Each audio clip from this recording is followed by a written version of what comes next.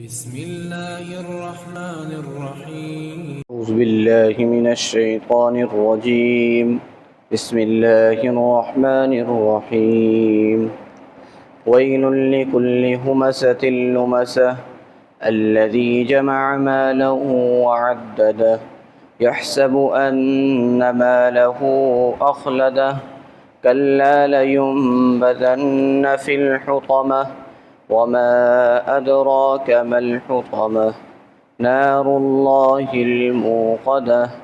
التي تطلع على الأفئدة إنها عليهم مؤصدة في عمد ممددة صدق الله العظيم. ویل لکل ہمزۃ لمزہ، ہلاکت ہے واسطے ہر عیب جو کے لیے اور طعنہ دینے والے کے لیے، ہر طعنہ دینے والے کے لیے، الذی جمع مالا وعددہ، جس نے جمع کیا مال کو اور گنتا رہا وہ اس کو، یحسب ان مالہ اخلدہ، گمان کرتا ہے وہ یہ کہ بے شک اس کا مال سدا رکھے گا، اس کو ہمیشہ رکھے گا اس کو، کلا لینبذن فی الحطمہ، ہرگز نہیں ان قریب ڈالا جائے گا وہ حطمہ میں، اڑا دینے والی آگ میں۔ وما ادراک ما الحطمہ، آپ کو کیا معلوم کہ کیا ہے حطمہ، آپ کو کیا معلوم کہ کیا ہے اڑا دینے والی آگ۔ نار اللہ الموقدہ، اللہ کی آگ ہے سلگائی ہوئی، التی تطلع علی الافئدہ، جو دلوں تک پہنچتی ہے، انہا علیہم مؤصدہ، بے شک وہ ان پر بند کر دی گئی ہے، فی عمد ممددہ، بڑے بڑے ستونوں میں، لمبے لمبے ستونوں میں۔ یہ صورت مکی صورت ہے، اس کا شان نزول آپ کے سامنے ذکر کر دیا گیا ہے گزشتہ درس میں، اور اس کے اندر اللہ تبارک و تعالی نے 3 سخت گناہ ذکر کیے، پھر ان 3 سخت گناہوں کی سزا کا ذکر کیا،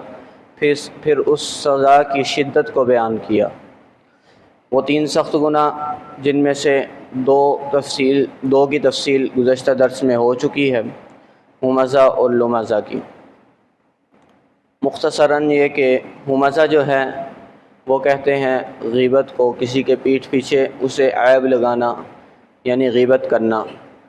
یہ بہت سخت گناہ ہے، ہمزہ میں یہ بیان کیا گیا۔ لمزہ کی تفصیل مختصراً یہ ہے کہ کسی کے سامنے روبرو ہو کر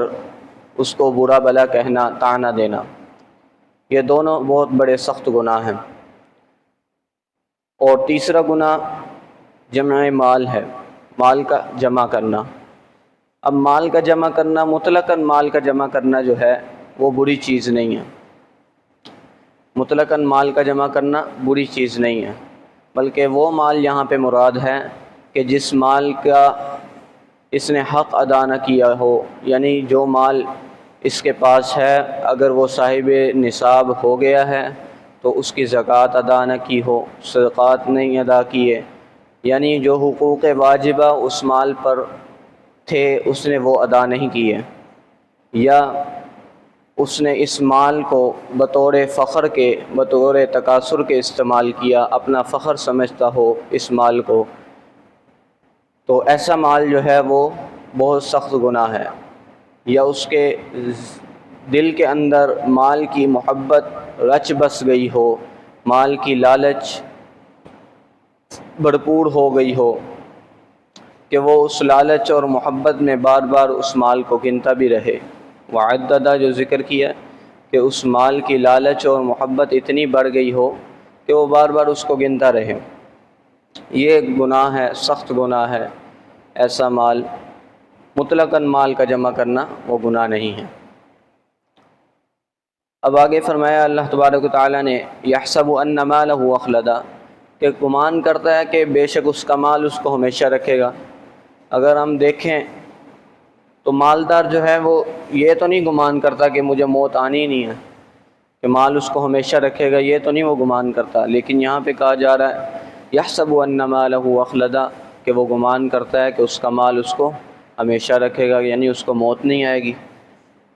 یہاں پہ معنی یہ نہیں ہے کہ اس کو موت نہیں آئے گی، وہ یہ گمان نہیں کرتا، کوئی بھی موت کا منکر نہیں ہے، امیر غریب ہر کوئی سمجھتا ہے کہ اس کو ایک وقت مقررہ پر موت واقع ہونی ہے،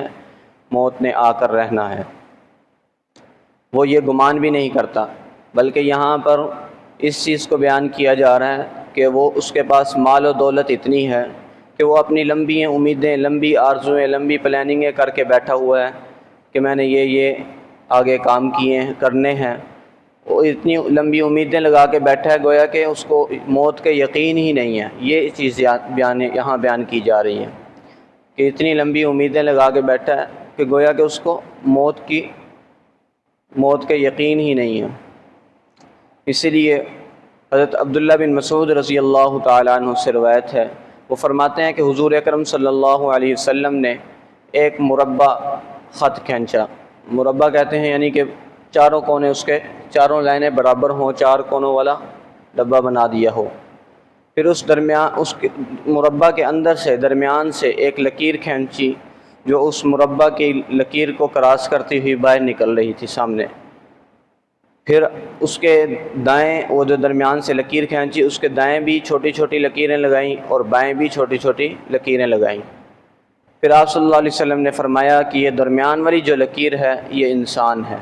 اور جو اس ڈبے سے باہر نکل رہی ہے لکیر وہ اس کی آرزویں ہیں، اس کی امیدیں ہیں، اس کی پلاننگیں ہیں، اور جو مربع کی لکیر ہے جس سے یہ لکیر باہر نکل رہی ہے مربع کی لکیر، وہ اس کی موت ہے، اور جو اس کے ارد گرد چھوٹی چھوٹی لکیریں لگائی ہیں وہ اس کے حادثات و واقعات ہیں جو اس کی زندگی میں پیش آنے ہیں، کہ ایک حادثہ سے نکلتا ہے دوسرا حادثے میں داخل ہو جاتا ہے، دوسرے واقعے سے نکلتا ہے تیسرے میں داخل ہو جاتا ہے، یہ اس کے زندگی کے واقعات اور حادثات ہیں کہ جو اس کو زندگی میں پیش آئیں گے، اور آگے مربع جہاں پہ ختم ہو رہا ہے وہاں پہ اس کی موت واقع ہو رہی ہے، جبکہ اس کی امیدیں اس سے بھی آگے کی ہیں، اس سے بھی آگے لکیر کھینچی تھی مربع سے، تو گویا اس کی امیدیں اس سے بھی لمبی تھی، اس کی پلاننگیں موت سے بھی آگے کی تھی، یعنی اس کو اتنا یقین نہیں تھا کہ یہاں پہ مجھے موت واقع ہو جانی ہے۔ اس چیز کو بیان کیا گیا ہے اس آیت کے اندر، کَلَّا لَيُنبَذَنَّ فِي الْحُطَمَةِ، ہرگز نہیں ان کے اس گمان کی تردید کر دی گئی کہ ہرگز نہیں اس طرح، بلکہ وہ حطمہ میں ڈالے جائیں گے جس کے اندر یہ گناہ پائے جائیں گے، 3 گناہوں میں سے کوئی گناہ پایا جائے گا، اس کی سزا کیا ہے؟ حطمہ، اڑا دینے والی آگ ہے۔ اور پھر آگے فرمایا وَمَا أَدْرَاكَ مَا الْحُطَمَةُ، کیا معلوم آپ کو کہ کیا ہے حطمہ؟ خود ہی اللہ تبارک و تعالی نے سوال کیا، کیوں سوال کیا؟ اور خود ہی پھر آگے جواب دے رہے ہیں کیوں سوال کیا؟ سوال اس لیے کہ اہمیت بتلانے کے لیے، اس عذاب کی سختی کو بیان کرنے کے لیے، اس عذاب کی شدت کو بیان کرنے کے لیے پہلے توجہ حاصل کی وما ادراک ما الحطمہ کہہ کر، پھر اس کے بعد سوال کر کے خود ہی جواب دے دیا نار اللہ الموقدہ، اللہ کی آگ ہے جو سلگائی ہوئی ہے، یعنی وہ حطمہ کیا ہے؟ اللہ کی آگ ہے جو اللہ تعالیٰ نے جہنم میں لگائی ہے۔ التی تطلع علی الافئدہ، آگے اس آگ کی صفت بیان کر رہے ہیں کہ وہ کیسی آگ ہے، نار اللہ التی تطلع علی الافئدہ، کہ جو دلوں تک پہنچتی ہے، وہ آگ ایسی ہے کہ جو دلوں تک پہنچتی ہے، یعنی اس کی شدت دلوں تک جاتی ہے، دل بھی محسوس کرتے ہیں، یعنی وہ آگ ایسی ہے جو دل کو بھی جلا دے گی۔ دنیا کی آگ اگر انسان کو لگے تو انسان کے پہلے اعضاء کو جلاتی ہے، دل کو وہ بھی جلائے گی، لیکن انسان کو جب وہ لگتی ہے، اس کے اعضاء ظاہری کو جب جلاتی ہے تو اس وقت ہی اس کی موت واقع ہو جاتی ہے۔ جب دل کو جلاتی ہے اس سے پہلے اس کی موت واقع ہو گئی ہوتی ہے۔ لیکن اس آگ کی خصوصیت کیا ہے؟ جہنم کی آگ کی خصوصیت یہ ہے کہ وہ اس کی حیات کے اندر بحالت حیات اس کے دل کو جلائے گی، بحالت حیات اس کے دل کو جلائے گی۔ اور حضرت عبداللہ بن مسعود رضی اللہ تعالیٰ عنہ سے روایت ہے، وہ فرماتے ہیں کہ جہنمی شخص کو آگ میں ڈالا جائے گا، سارے اس کے اعضاء جو ہیں جل جائیں گے، پھر جب سارے اعضاء ظاہری جب جل جائیں گے، جب اس کے دل کے قریب آگ پہنچے گی پھر اس کو واپس اپنی حالت پر لایا جائے گا، پھر اس کے سارے اعضاء ظاہری جل جائیں گے، پھر دل تک پہنچے گی آگ، پھر اس کو پہلے والی حالت پر لے آئیں گے، اس طرح چلتا رہے گا کام۔ یعنی آگ، یہ جہنم کی آگ کی خصوصیت یہ ہے کہ وہ دل کو بھی بحالت حیات، زندگی کی حالت میں جلائے گی، کیونکہ وہاں تو موت کا کوئی سوال ہی نہیں ہے، وہاں موت کا کوئی سوال ہی نہیں ہے، وہاں حیات دل کو جلائے گی۔ اب یہاں پہ دل کو جلانے کا اعضائے باطنی، اندر کے اعضاء تو اور بھی تھے، دل کو خصوصیت کے ساتھ کیوں ذکر کیا؟ وجہ اس کی یہ ہے کہ یہ دل ہی تو اس دل ہی کے اندر کفری عقائد تھے، اس دل ہی کے اندر اعمال بد کا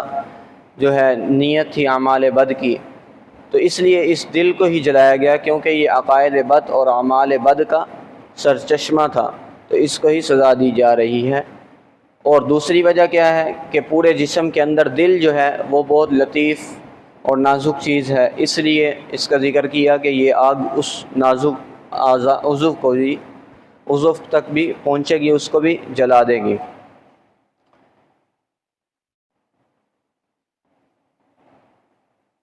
انہا علیہم مؤصدہ، کہ بے شک وہ آگ ان پر بند کر دی گئی ہے۔ کس طرح بند کر دی گئی ہے؟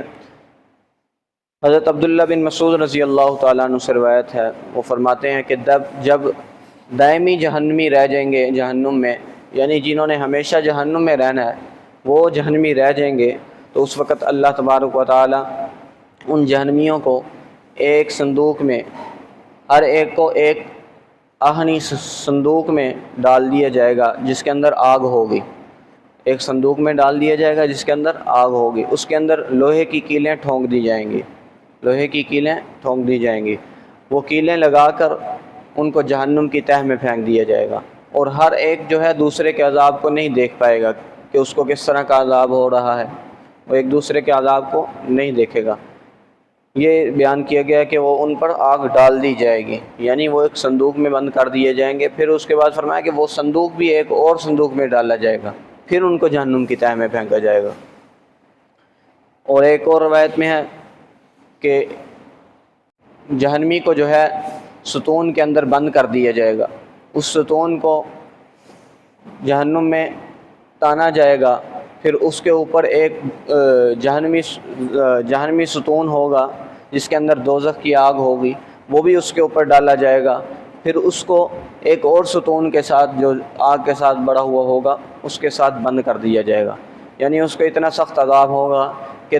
تہ در تہ آگ ہی ہوگی، نیچے وہ پڑا ہوگا، اتنا سخت عذاب ہوگا۔ یہ عذاب کی سختی کو بیان کیا گیا ہے۔ اور یہ صورت اگرچہ خاص لوگوں کے لیے، خاص لوگ اس صورت کے نزول کا سبب بنے ہیں،